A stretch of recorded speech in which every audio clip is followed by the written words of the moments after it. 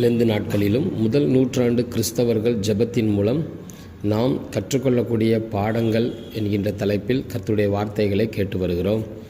அப்போஸ்தலர் 11ஆம் அதிகாரம் 5வது வசனம். பேதுரு யோப்பா பட்டணத்தில் ஜெபம் பண்ணி கொண்டிருந்த போது ஞான திருஷ்டி அடைந்து. அப்போஸ்தலனாகிய பேதுரு அந்த 10ஆம் அதிகாரத்தில் அந்த சம்பவத்தை நாம் வாசிக்கிறோம். அவர் என்ன செய்கிறார்? மேல்விட்டு அறையில் ஏறி 6ஆம் மணி நேரத்தில் ஜெபம் பண்ணும்படியாய் மேல்விட்டு அறைக்கு ஏறுகிறார். ஏறி ஜெபிக்கும்போது அவர் என்ன செய்கிறார்? ஞான திருஷ்டி அடைகிறார். இந்த வேத வசனத்தின் மூலம் இன்றைக்கு வாழக்கூடிய நாம் முதல் நூற்றாண்டு கிறிஸ்தவர்களிடத்திலிருந்து நாம் கற்றுக்கொள்ளக்கூடிய பாடம் என்னவென்றால், பேதுரு எப்படி தன்னுடைய நேரத்தை கர்த்தரிடத்தில் ஒதுக்கி தன்னுடைய நேரத்தை கர்த்தருக்கு கொடுத்து அவர் ஜெபிக்கும்படியாய் மேல் வீட்டில் ஏறி ஜெபித்தாரோ, அப்பொழுது ஞான திருஷ்டி அடைந்து ஆண்டவரிடத்திலிருந்து தரிசனத்தை பெற்றுக்கொண்டாரோ, அதே போல நாமும் இந்த உலகத்தில் ஜெபிக்கும்போது கர்த்தர் என்ன செய்வார்? நமக்கு சரியான ஜெப நேரத்தை கர்த்தருக்கு கொடுத்து நாம் ஜெப நேரத்தில் நாம் ஜெபிக்கும்போது கர்த்தர் நமக்கும் என்ன செய்வார்? ஞான திருஷ்டி அடைந்து நமக்கும் என்ன செய்வார்? அநேக காரியங்களை நமக்கும் காண்பித்து கொடுப்பார் என்பதை நாம் அறிந்து கொள்ள வேண்டும்.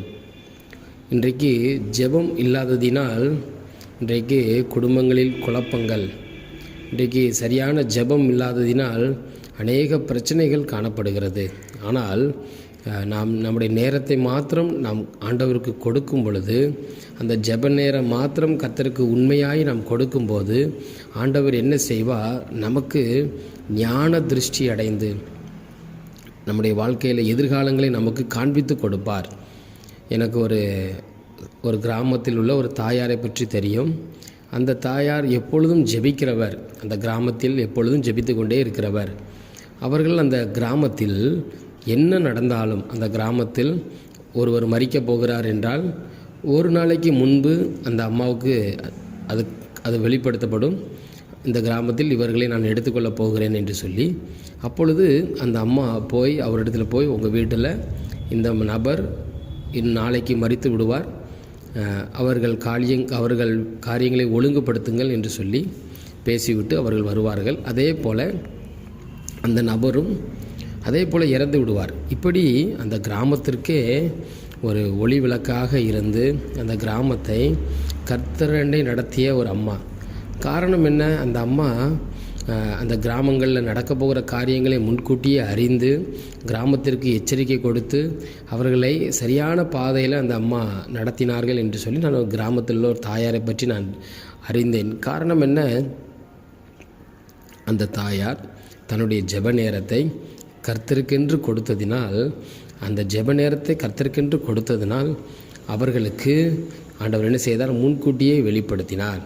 இன்றைக்கும் நம்முடைய வாழ்க்கையில் நாம் நம்முடைய நேரத்தை, ஜெப நேரத்தை கர்த்தருக்கென்று கொடுப்போம். நம்முடைய நேரத்தில் நாம் ஜெபிப்போம். கர்த்தர் நிச்சயம் நமக்கும் ஞான திருஷ்டி அடைந்து நமக்கும் என்ன செய்வார்? அநேக காரியங்களை வெளிப்படுத்தி நம்மை ஆசீர்வதிப்பார். வேதத்தில் இன்னொரு உதாரணத்தை சொல்ல வேண்டும் என்றால், யோசேப்பை குறித்து நம்ம வாசிக்கலாம். யோசேப்புக்கு கொடுக்கப்பட்ட பெயர் சொப்பனக்காரன். ஏன் ஒரு வாலிப பிராயத்தில் அவனுக்கு சொப்பனங்கள் கொடுக்கப்பட்டது? இந்த வாலிப பிராயத்தில் உன்னை என்ன செய்வாங்க? உன்னுடைய சகோதரர்கள் வணங்குவார்கள், உன்னுடைய தாய் தகப்பன் வணங்குவார்கள் என்று சொல்லி அவருக்கு சொப்பனங்கள் கொடுக்கப்பட்டது. ஏன் அவருக்கு அந்த சொப்பனங்கள் கொடுக்கப்பட்டது? அவர் ஆண்டவரோடு கூட நடந்ததினால் சொப்பனங்கள் அவருக்கு காண்பிக்கப்பட்டது. நம் வேதத்தில் வாசிக்கிறோம். அந்த கிருபை, அந்த சொப்பனம் காண்கிற அந்த கிருபை அவருக்கு எகிப்து தேசத்திற்கு போன பிறகும் கிடைக்கிறது. எகிப்து தேசத்தில் அவர் என்ன செய்கிறார்? அநேக காரியங்களை, தரிசனங்களை, அந்த ராஜா, எகிப்து தேசத்து ராஜா, அவர் என்ன செய்கிறார்? தரிசனம் காண்கிறார். அந்த தரிசனத்திற்கும் யார் பதில் சொல்லுகிறார்?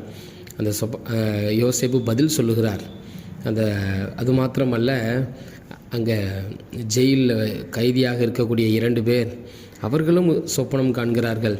அதற்கும் இவன் என்ன செய்கிறான்? பதில் சொல்லுகிறான். பாருங்கள், யோசேப்புடைய வாழ்க்கையில் அவர் ஆண்டவரோடு கூட இருந்ததுனால, அவர் ஆண்டவரை தேடினதுனால, தன்னுடைய நேரத்தை கர்த்தருக்கு கொடுத்ததுனால ஆண்டவர் என்ன செய்கிறார்? யோசேப்பை கைவிடவில்லை. அவருடைய தகப்பனாரோடு கூட இருக்கும்போது அவரை ஆசீர்வதித்தார். எகிப்து தேசத்தில் அடிமையாக இருக்கும்போது கூட அவரை ஆசீர்வதித்தார். காரணம் ஆண்டவரோடு கூட இருந்த தொடர்பு.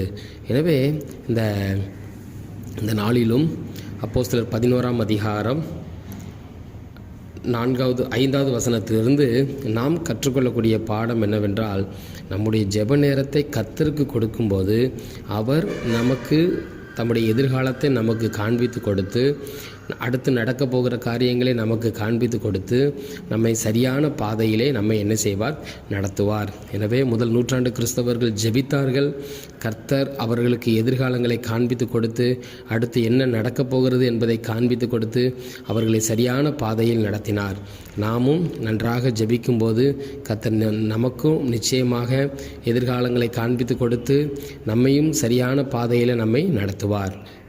Thank you. May God bless you.